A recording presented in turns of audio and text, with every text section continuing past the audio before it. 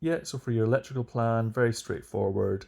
Essentially, your pendants, your ceiling lights, your down lights, your wall lights all come in this yellow kind of symbolic form in the floor plan so that they're highlighted and easy to spot.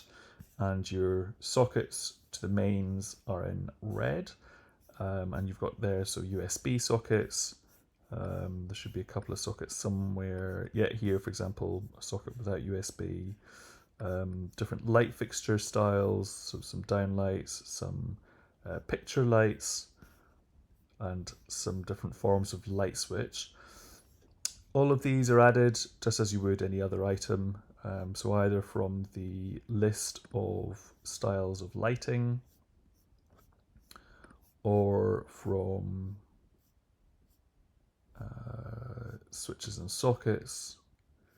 And there's also a group of some other electrics. But in here you'll see we've got the lamp sockets, your thermostats, your shaver sockets, that sort of thing. Beyond that, it's worth knowing that when you're looking at a wall elevation view, you can see your sockets and switches.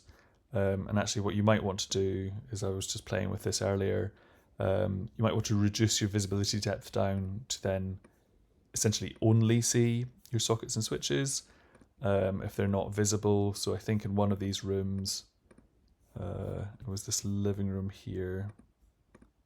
Yeah, so here we've got a sofa, but it's actually in front of a socket. So what you can do, or you can even do on the share link for your plan, is just reduce that visibility depth down so that you can still see the positioning of that plug socket.